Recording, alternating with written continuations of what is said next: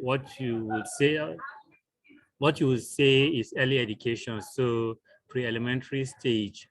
So you might be saying, if STEM stands for science, technology, engineering, and mathematics, how is it implemented in the early childhood education? We are going to get a few pointers to that, how that is done. Adventure, some of us already are doing it here.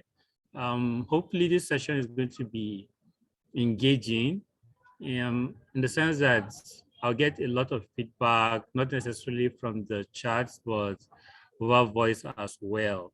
I'm going to take this time to share a bit of the presentation, but we'll not focus so much on it. We'll have a lot more dialogue. So thank you everyone for joining in. A moment while I share what is my screen.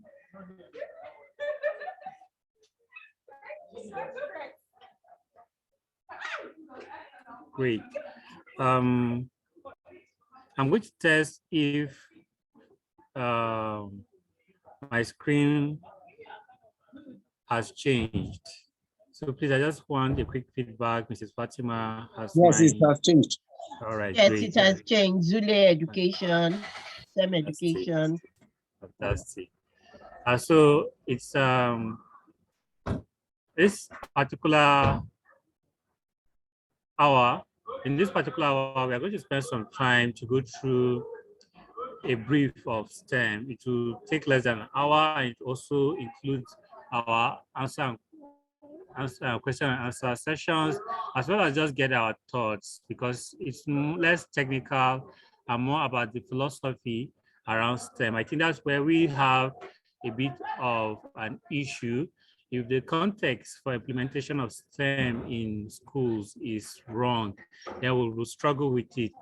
But if we have the right context, the introduction will be a lot more easy into the existing curriculum, both at school level and hopefully at the national level.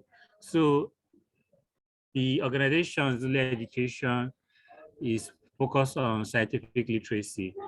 Part of definitely what we are looking at, hopefully with even the support of say 1 million teachers, is the introduction of STEM into the national curriculum. We might not all be aware if we are not STEM teachers, but STEM is not included in the Nigerian curriculum. We teach components of STEM. So we teach chemistry, physics, biology, we teach mathematics, we teach earth science, which is also geography, depending on the nomenclature you choose. But those are not necessarily what we refer to when we talk about STEM, because STEM is beyond looking at the conceptual or theoretical foundations of careers, right? It is more about the practical applications of knowledge required for career. So a lot of the knowledge that is gained in STEM are actually real world skills. So many of the things that we learn when we have our math classes are very conceptual. So the student finds that they're able to learn it, understand it, but they have no opportunity or avenue for practice. When you give them that opportunity, they are lost. They are as good as not as being novices or amateurs. What STEM seeks to do is to quickly bridge that gap during the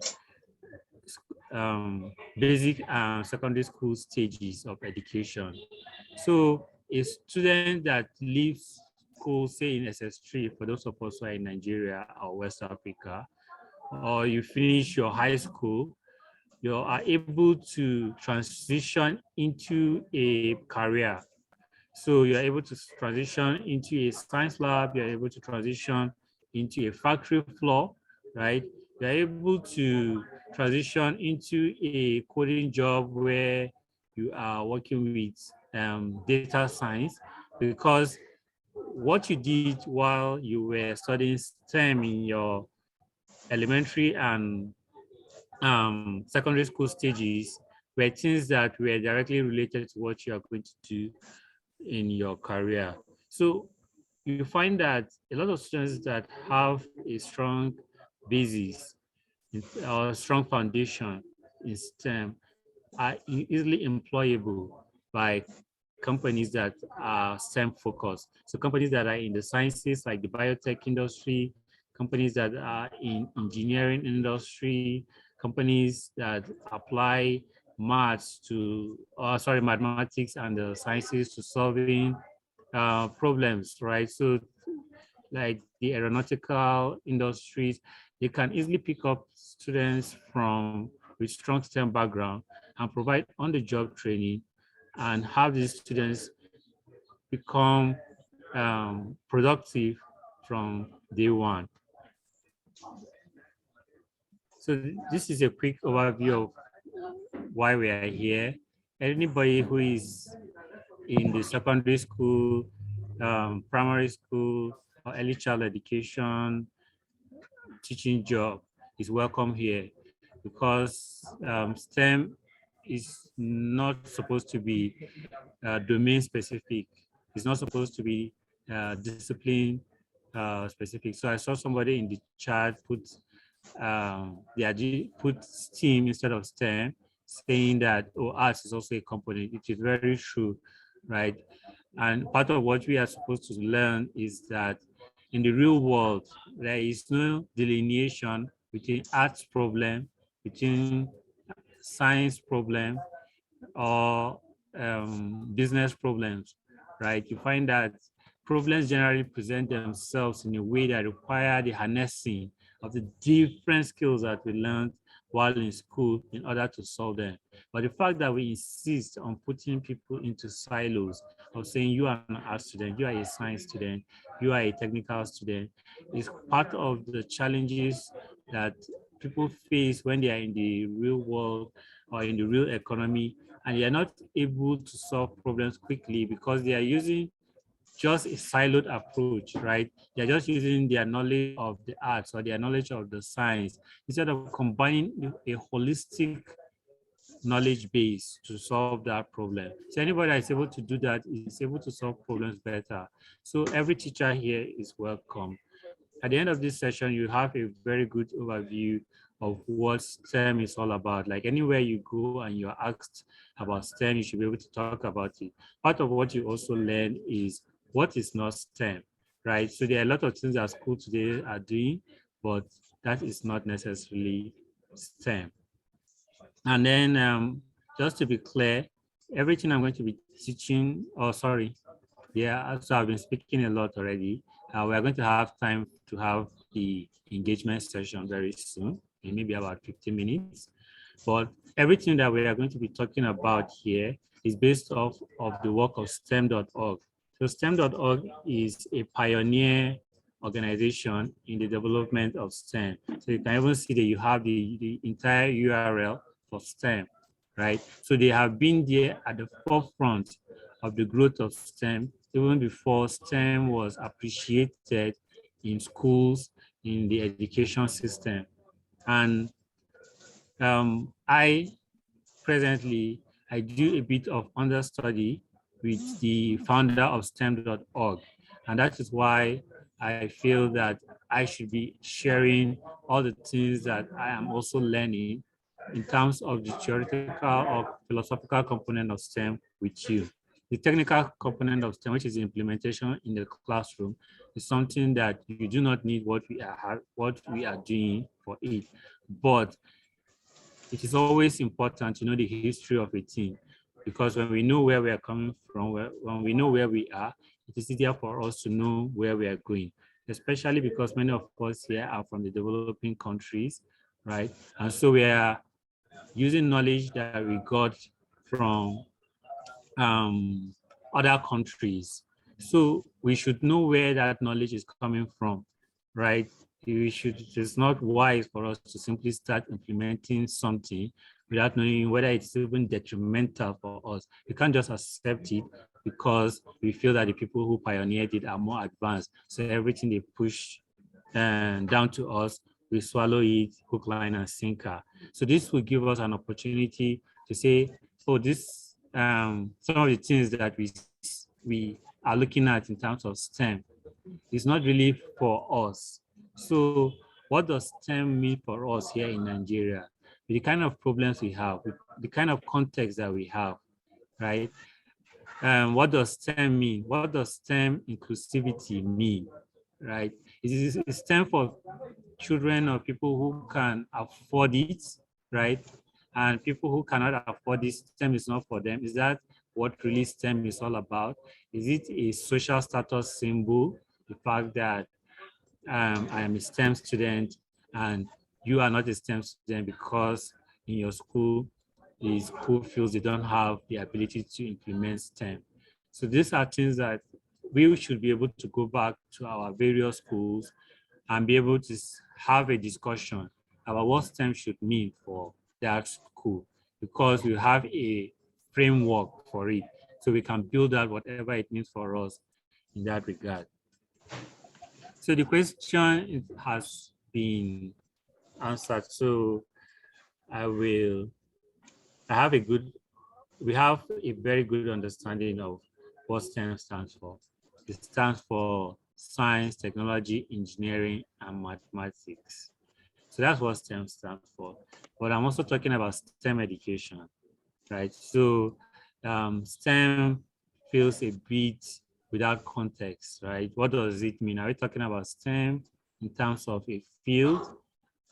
Are we talking about STEM in terms of disciplines or subjects? So we are talking about STEM in terms of discipline or a discipline area in school. We're not talking about STEM in terms of its implementation in the economy.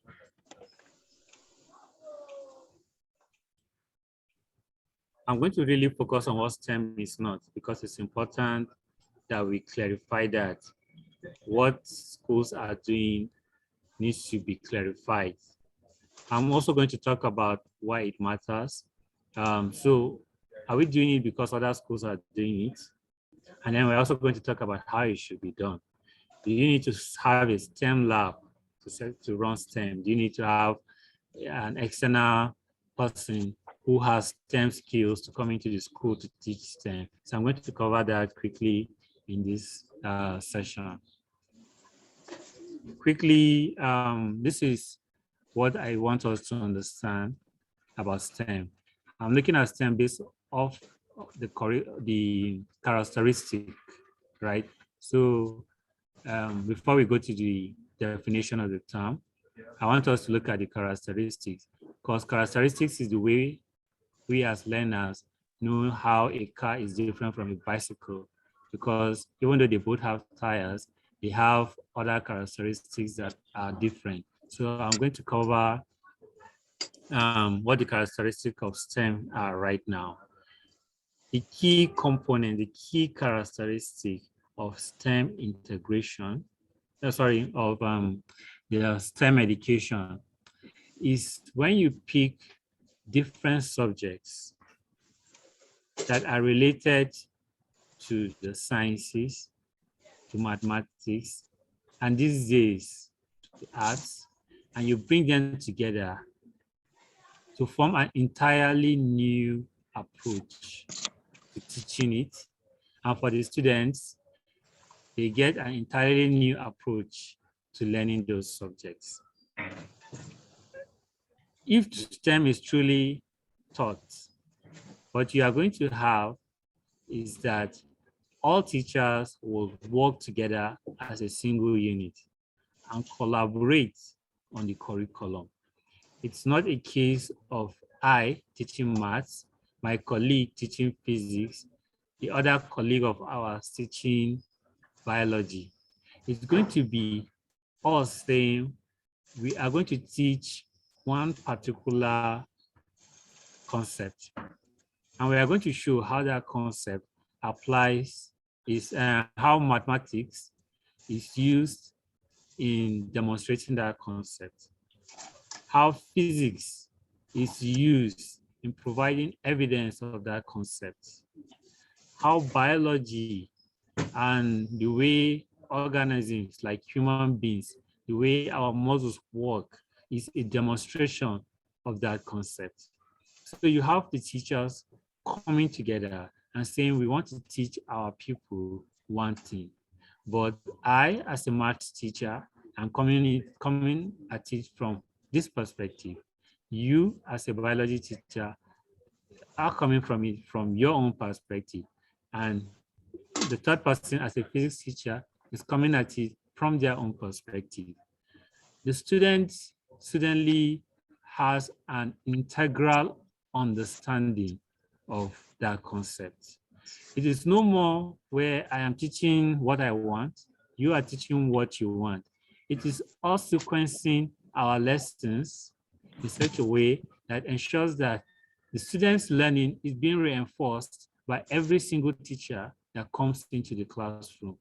And that is why we talk of cross-curricular integration. You take a concept and show its mathematics dimension, its science dimension, and its technology dimension. Now, we don't really teach technology because we talk about it being something as being the application of knowledge, right? So we talk of a car as a technological output, right? So we don't teach the student how to build a car in our typical classroom, but why not, right?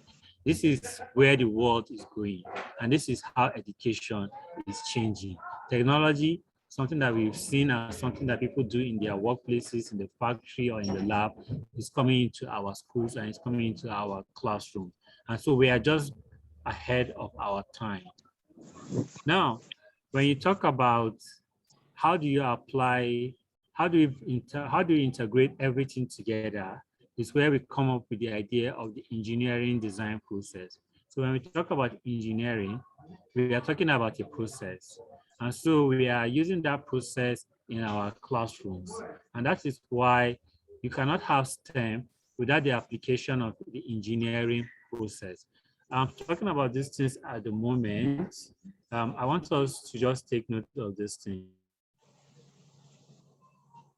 I hope that as we go back and go over these notes, which I'm going to share, we are going to have a clearer understanding. So this is more of an overview, and it's not necessarily that we are able to see the connection between everything that we are going over at the moment.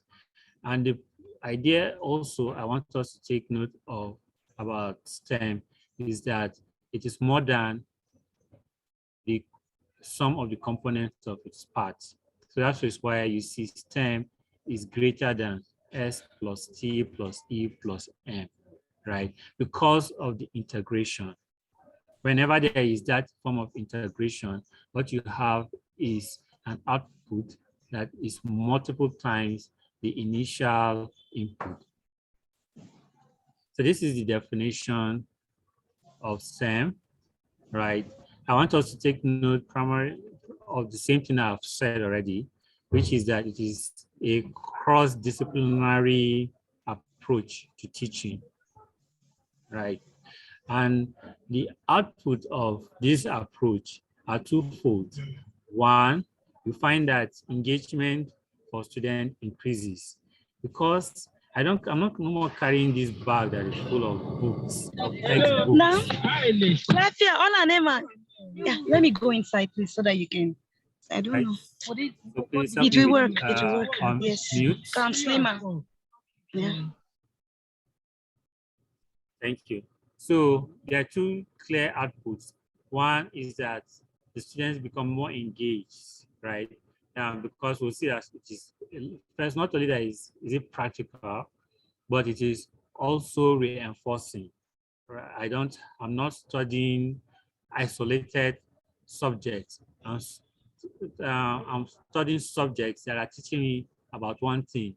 And then we're also going to see that through the participation in the same education process, the student becomes naturally a problem solver, naturally a critical thinker.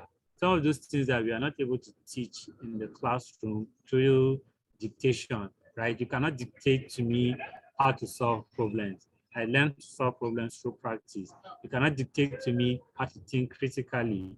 I learned to think critically through practice. They automatically become parts of the student's process of thinking if STEM education is rigorously entrenched in a school or in the system. Also, at this moment, I'm just going to pause a bit. I want to find out if there is something new that we have learned about STEM. I'm just going to give us 3 minutes. Put it in the chat box, what you have learned that is new about STEM. If everything I've said is something you already know, that is fine.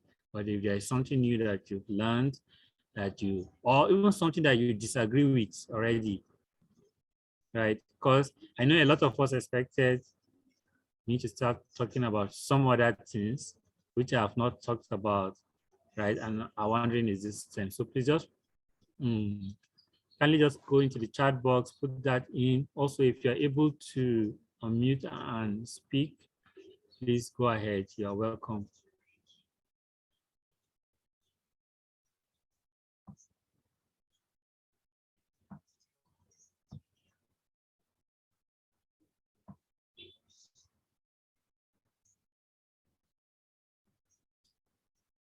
Fantastic. STEM is greater than just science, technology, engineering, and mathematics because it's integrative. That's awesome. Please, any other new idea to you, please put it in the chat box. I have 2 minutes left for this session, for this exercise.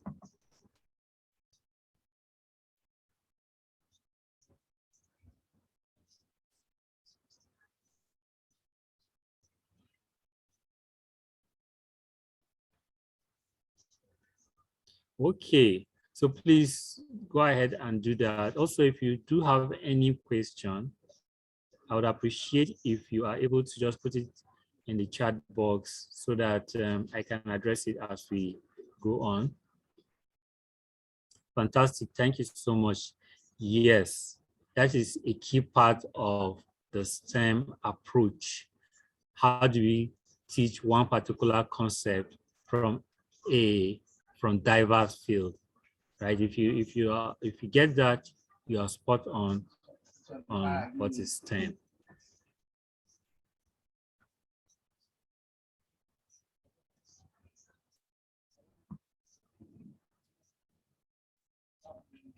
What STEM is not. So this is where I'm sure some of us will find it interesting. STEM is not digital technology and computer skills, right? I know we have people that come to our schools to teach coding. We have people that come to our schools to teach robotics. We have people that come to our schools to teach artificial intelligence. Fine and good, right? But those are elements of STEM education. When you are doing that, you are not engaged in STEM education as a whole. Also, in case we think, if I go back to my classroom and I start teaching advanced mathematics, right? Maybe I teach further maths, or I come up with advanced science coursework, and I pick coursework from, say, the tertiary education and come down to my classroom and try to teach it, and I'm teaching STEM. No, that is also not true, right? And then this is the key thing, right? When you go to a school and you say, oh, you want to start teaching STEM, the first thing they start thinking about is we need to set up a STEM lab. And so this is where I want to be clear, right? It's great if you have a STEM lab, right? But that is only a dimension of STEM. If you really want to start at the foundation of STEM, you simply just need to look at what you are already doing and harmonize it in a way that allows it to be reinforcing.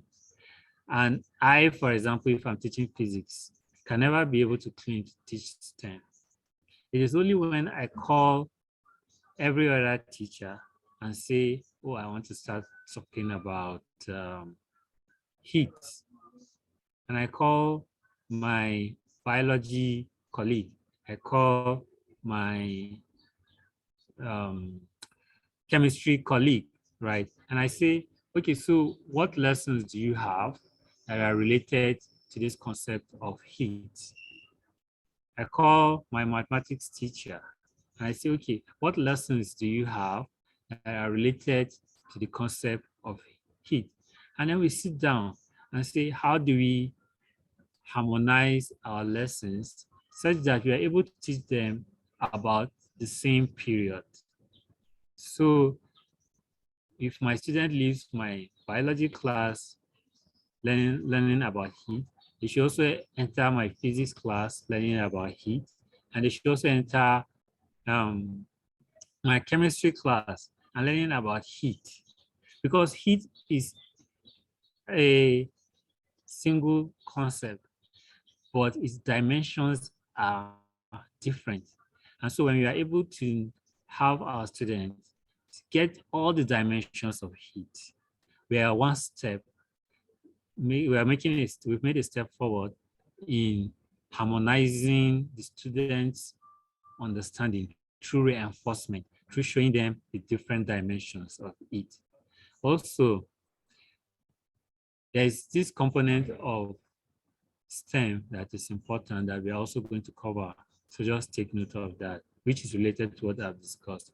So at this point, let's just go back into the more historical component of STEM. STEM arose as a deliberate effort by American government to promote technological supremacy. So I want us to understand that, having looked at their education system, the American policymakers decided, what can we do in order to ensure that we are a step ahead of the world in regards to science and technology? Because science and technology is a single competitive advantage any nation in the world today can have. Countries that are backward in science and technology would always find themselves economically and politically disadvantaged countries that are progressive in science and technology. The only reason why China today is rubbing shoulders with the US is because of their own deliberate effort to promote science and technology in their education system. They did not leave it to chance. And countries where there has been no deliberate effort for this are the countries today that are backward, because any day these countries will come up with new technologies that will make everything that we are using obsolete. And then we have to go back to them to beg. The same way today we are begging for fiber technology so that we are able to have telecommunications, right? We have to wait for them to roll out 5G to maximize it, and then throw the crumbs at us, and whatever they throw at us, we have to lick it, right? Because we have put ourselves in that position. But we have the opportunity to change that. For many of us who are teachers here, not science and technology teachers, but every teacher, because STEM education is something that cuts across all subjects. I would not have time to be able to go into the dimension of STEAM today, but I can guarantee you that you, as a teacher who is teaching literature, can introduce your students to STEM by making available to them science literature and working with them in the use in reading of science material in their literacy sessions. And by through that, you are putting them a step forward, because through stories, they are already able to understand concepts in a way that a physics teacher who is being technical would not, right? But because you're able to help them learn about these concepts through stories of everyday life, right? You are able to put them one step ahead in their understanding and laying the foundation for engagement with the sciences. So if you look at this particular screen, you see that I talk about the STEM Education Caucus in the US Congress in 2005. This caucus is a group of representatives who are in the US Congress, just like we have our representatives and senators in the Nigerian National Assembly, whose key mandate is to promote STEM education, right? That is to garner the resources that are needed, to garner the partnerships that are needed, to garner the cross-agency collaboration that is needed to enhance STEM education in the US. And I can guarantee you that other countries are also doing so. So STEM is not only an educational issue, it is also a political issue, an international political issue. And basically,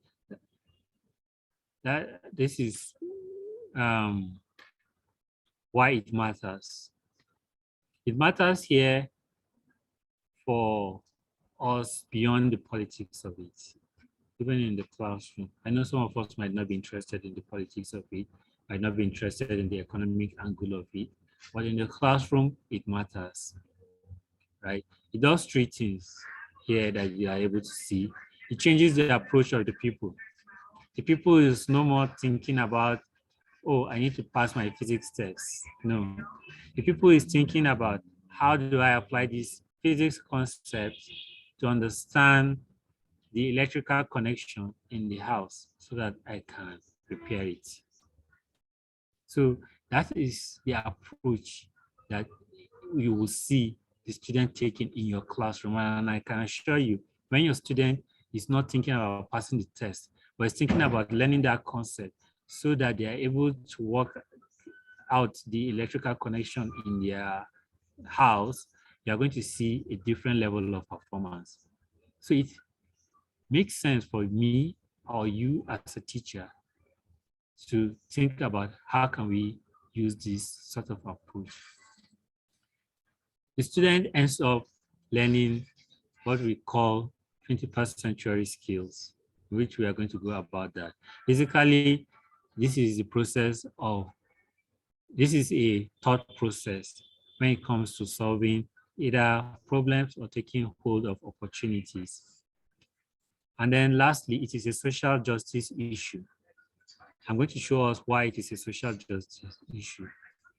So I talk about 21st century skills, right? So it is more about you and I and the student working together to look at how we can learn better. So beyond the textbook, we have the textbook, but how do we use the things in our environment to elaborate on understanding? If you are able to do that while the student is in the class, outside the classroom, that is the way the student we expect to think. Where every time when they go to the playground, when there is a challenge, that is how they are going to approach it. And then also, you're going to find that that is what is happening at the place of work. So you're going to find that once I have built up that approach in my secondary school, when I get to a tertiary school or when I go into the workplace, I no more work like a robot. I no more work like a zombie, someone who always needs to be told what to do. I'm able to initiate, to collaborate with others and say, come, let us work together. I'm able to say, we don't have all the resources we need. Let us be creative. I'm able to say, if we don't solve this problem, nobody else will solve it for us, right? And this is the kind of processes that I have. This is the process I have been using since secondary school to solve problems. I think I can use it here to solve this challenge. Some of us have problems in the schools that maybe we teach, right? Are we teachers that complain, or are we able to imbibe these 21st century skills that we expect our pupils to learn to solve the problems that we have in the school, right? So it could be a substantial issue, a material issue, like we don't have resources for teaching, we don't have enough time, or it could be more of an affective issue. We're having difficulty working with our colleagues, right? So 21st century skills are the skills that we need in solving any type of issue wherever we find ourselves. This is why STEM is important also, because many of the jobs that will be required in the future will require STEM skills. So this is an example of, I believe you're all looking at the screen. So this is an example of median pay, or that is salary payment in the US between 1990 and 2020. If you are looking at this, you find that, first of all, STEM skills are paid better than almost every other skill. So if you want to improve the income of a student, this is not always the case, but in the average case, a student going into a STEM career will fairly do better than a student that is going to a non-STEM career financially. Secondly, we also noticed that non-STEM jobs had a bump in their salary, in which you see in the year 2000. But since the year 2000, the median pay has reduced from $46,000 to $43,000. But if you look at it, the median pay for STEM job have increased, even if it is slightly. And what is expected is that the median pay for non-STEM jobs, right, will continue to decline, while the median pay for STEM jobs will continue to rise. So this is an issue, because if you look at where we have more boys going into STEM jobs, right, going to more STEM careers than women, we already have a social imbalance issue, which means that men on average, because more of them go into these STEM jobs, will earn more than women. Or if you have a region, say in Nigeria or in Africa, where you have a lot more people going into STEM jobs or STEM careers than the others, you find that that region where more people are going, or more young people are going to STEM careers, in the long run will be richer than those regions that are doing the opposite. So as a social justice issue, it is important that we ensure that everybody, where across gender, across social status. That is also why it is not good that schools that maybe are private or are elite have STEM programs, and then government public schools don't have STEM. So automatically what you are saying is that you are guaranteeing that those kids that are going to those private schools where they have STEM programs will have more opportunity in their life than those kids. So already we are creating a dichotomy. So it's important that across all segments of the education system, across all strata, we look for ways to reduce this. And this is you being present for this particular session is a good way to start thinking about it. To say, oh, I'm a physics teacher, right? But how do I go beyond just teaching physics, and help the students in my school build our STEM careers.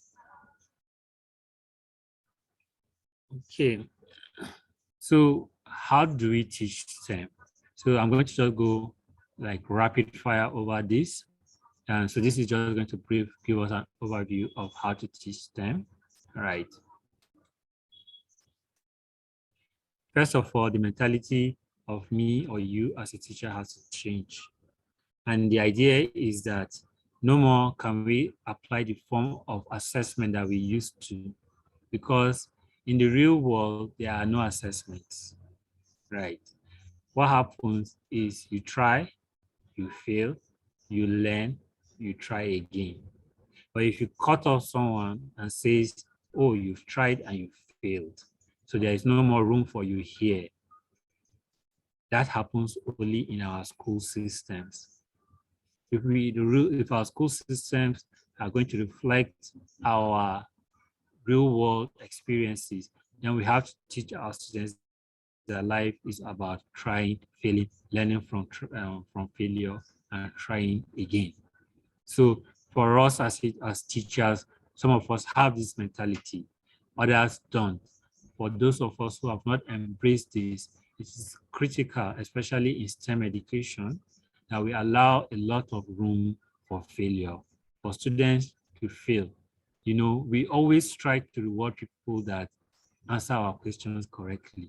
We few teachers reward pupils that don't know the answer but try to provide an answer.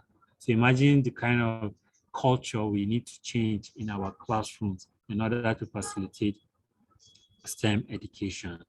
And so these are things that some of us are already aware of. And when I talk about the cross-curricular approach or integration, right, we're able to do it using any of these three. Now, these three, problem-based learning, project-based learning, inquiry-based learning, they are actually complementary. I believe many of us already know it. And those of us who don't, please definitely go back and look at it.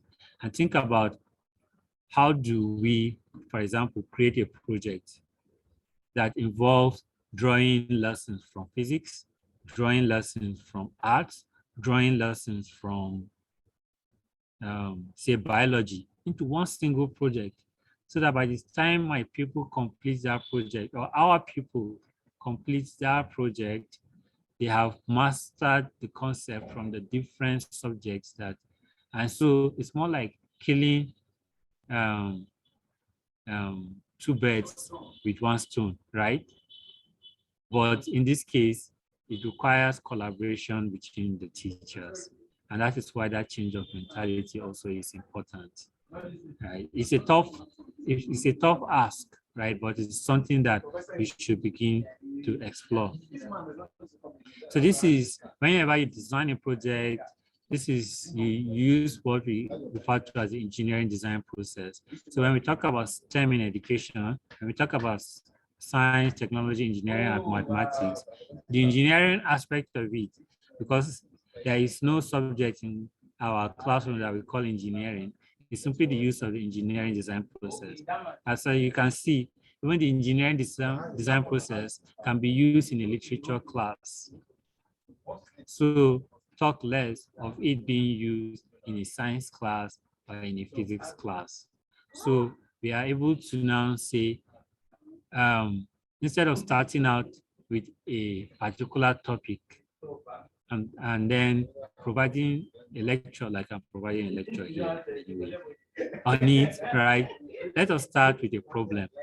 Let us start with a question and then bring the students into the process of answering that question, into the process of solving that problem, right? Into the process of carrying out that project, and say, what you need to do is simply brainstorm. Of course, we'll guide them along that. There are a lot of concepts that are important for that. Into prototyping. So prototyping means after brainstorming, picking one solution and saying, let us create a physical demonstration of that solution or a visual demonstration. So it could be a drawing, right? And then you say, let us test it. Does it work? Because it is essential in STEM education that we don't build castle in the air. Everything that we are doing are things that need to be able to work in the real world because we are preparing our students for the real world. We're not preparing our students to be lecturers. We're preparing our students to be scientists, to be engineers, to be policy makers. And then this is where failure is important. Every time students do something new, you find that because of inadequate knowledge, inadequate information, inadequate skill, they will fail. But reiteration means being able to document what failed, why did it fail, and also go back to point 2 and say, let us brainstorm again, right? And let us improve our prototype and let us test it. So it becomes a continuous process. That is the real world for us. Now, this is something I'm not going to cover. It's going to be part of what you receive, right? We have the pull out approach to STEM instruction. So how do you implement STEM in your school? I've mentioned you don't need a lab, but you definitely need either the teachers to work together, or if the teachers can't work together, you need to have a special teacher who is able to take it upon themselves to be able to implement it. So when the teachers work together, you can have it in the curriculum, right? So that is where it becomes part of the school-wide curriculum. Or you as teachers for a particular grade, such as maybe primary 6 or SS2, can decide to work among yourself. So that's what is grade specific. But if you have just one teacher, that one teacher can have it as an extracurricular, or the teacher can come into the classroom and work with the existing teachers around it. So this is actually easy to implement. The scheduling is also an issue, but it is something also that can be overcome. So STEM is implemented differently at different levels.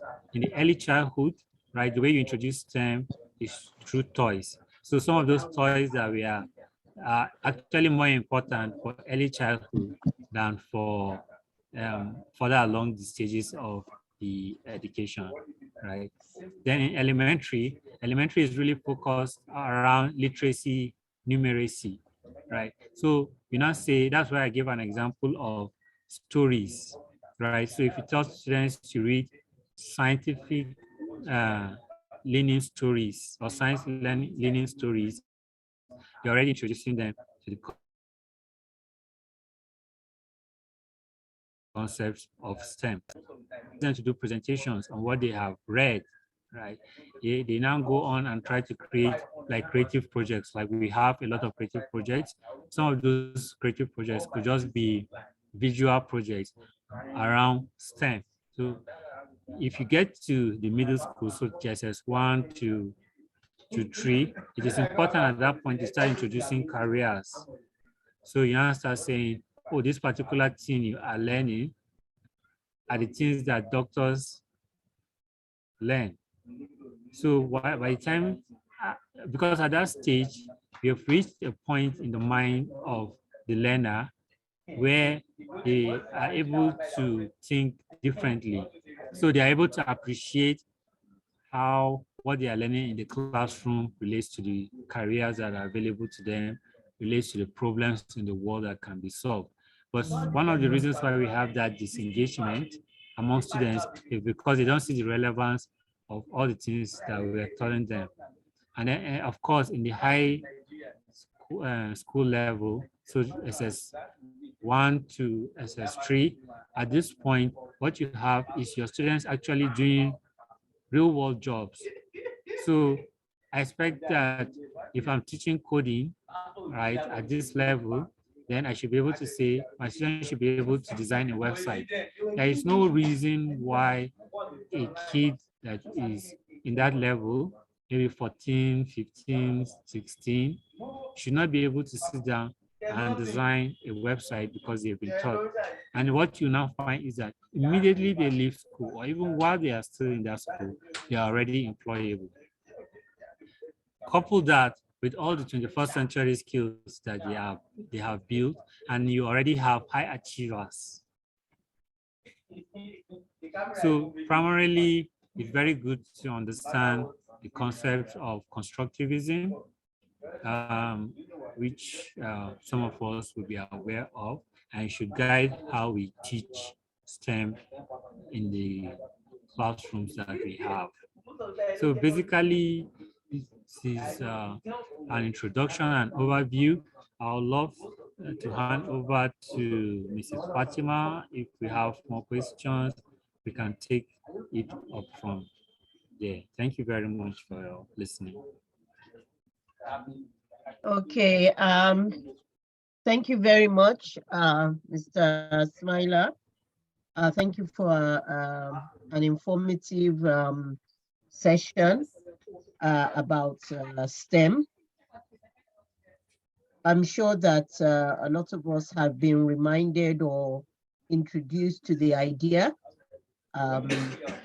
Yes, we understand that it has to be cross-curricular, and this brings in the idea of thematic planning, where if at the beginning of the term or before the term starts, the school department, I think there is a lot of noise, background noise from your end, Mr. Smaila. Can you mute? Yes, I can. Yeah.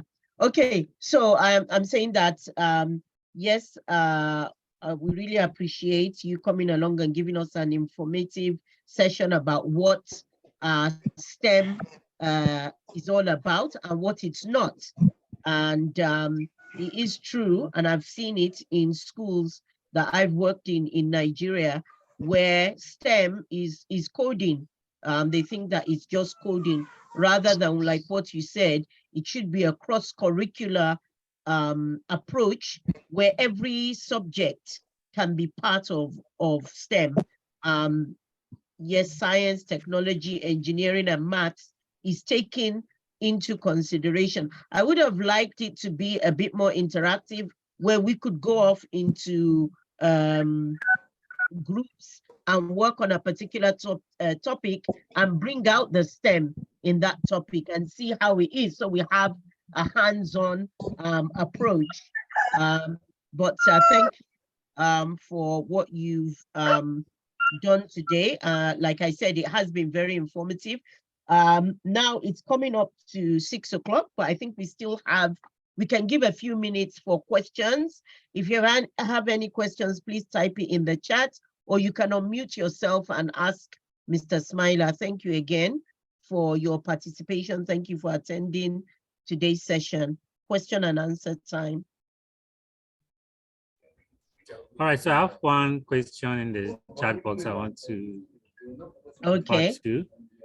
In Ghana, we have a subject called integrated science. It consists of agriculture, biology, physics, chemistry, and environmental studies. Please, is this STEM? So to be categorical, no, it is not STEM, right? It is a good step towards STEM, and it is very good that you asked this question, because we also have that in Nigeria. So when we say, when we look back at integrated science, it is basically picking out lessons from this particular subjects, that is agriculture, biology, and teaching it in the classroom. But there is really little effort at integration. Integration means showing the link between the subjects. If I don't know if I'm correct, but from my own experience of integrated science, it's more about providing coverage of all the lessons at that level. But in STEM, what you want to do is pick a lesson from agriculture, show the link with biology, show the link with physics, show the link with chemistry and environmental studies. But once that is done, right, you also want to demonstrate it. So if there is no real life application, it is also not STEM. So STEM is not theoretical. So once you have those two components, where you have a link between the different lessons, and then you have the practical application, what you now have is STEM. Thank you.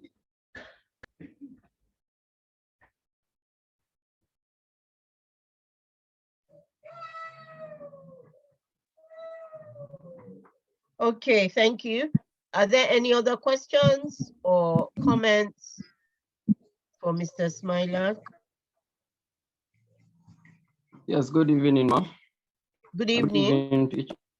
Good evening. I'm Lisa from all of you from Kano State. I really appreciate what you people are doing. We are very grateful. We pray that this thing that we are learning for your young Unfortunately, your connection is not too good. You're breaking up. Maybe you could type it in the chat. I couldn't hear you properly.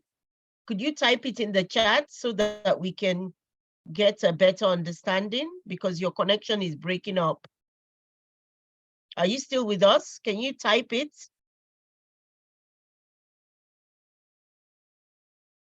Oh, I don't know if we've lost him or he's still there. Anyway, I can see a question in the chat for you, Mr. Smaila. How can one become a STEM specialist? There's a question. Great. So it's there's a lot of literature around STEM, and the thing you have to tiptoe around is the fact that there are different literatures around STEM, and some of them can be contradictory depending on the angle that the authors of the literature are coming from. But one of the things that I can do for you, Mr. Smart, is inquire about the STEM fellowship, the STEM fellowship that is provided by STEM.org, which I have told you I'm a part of. So they select 15 fellows every year. So for this year, I am one of them. And so what I will do is find out what the opportunities are there. And then definitely, I will also encourage you to explore the subject on yourself. As you can see, basically everything that I've covered is all that you require a deep understanding of to become a STEM specialist. And then once you have that understanding of the concept and you practice it, of course, it's something that at this moment, there is no certification. So for example, in Nigeria, because it's not regarded as part of the curriculum, there is nobody that will certify you, say, in Nigeria. And even across the world, I know of Australia and a few other countries where STEM is an integral part of the curriculum. So there they already have certifications. So there are some international certifications that I can also look at sharing, even though I have not been interested in the certification, more focused on what the fellowship is all about. So there are also other certifications for STEM. So I will encourage you to do an online search, right, for STEM certification. Once you are able to find a STEM certification you're interested in, so there are some that are US based, so that would be a good place to start. And then they also have their own requirements. So if you are able to meet their requirements, you'll definitely be able to now showcase yourself or work as a STEM specialist. But from your school, right, you don't need, as long as you have the concept well thought through, you can start implementing it in the school. Okay, thank you. Somebody wrote, my highlight is the correlation between all the science subjects. This will make the learning interesting and participative. Thank you, Mr. Smaila. Yes, I personally think that I don't think there should be any particular certification or training. Like I said, I believe it's more like the way you plan the lessons and collaborate with other teachers. And a lot of schools have started doing this thematic planning. And in thematic planning, you take one particular subject and you see how this subject can be taught in science, in technology, in engineering, in the arts, in mathematics. And it's this bringing it all together and making it hands-on and making it interactive, you know, like what you call the inquiry-based learning through questioning. It's the way you teach that I think it's that needs to be changed. The way you teach and your mindset and your approach to it. Because for those of us that are primary school teachers, we are already doing this indirectly because we teach everything in primary school, in government primary schools, not private primary schools, in government primary schools and in primary schools in other countries other than Nigeria. You teach all the subjects. You are the math teacher, you are the science teacher, you are the technology teacher. You teach everything anyway. So how can you now bring all this together and make it interesting and make it hands-on and make it to be problem solving, you know, project-based, inquiry-based. So I think that is the way I interpret it anyway, as to a way of bringing everything together and let the children take charge of their own learning through inquiry, through hands-on activity. Okay. So if are there any other comments or questions for Mr. Smaila? Okay, that was really, really, really good. Very informative, like I said. Thank you so much. We hope we can have you with us again for another informative session. Thank you for all that joined us this evening. Have a nice evening and see you again soon. Thank you. There are no other questions?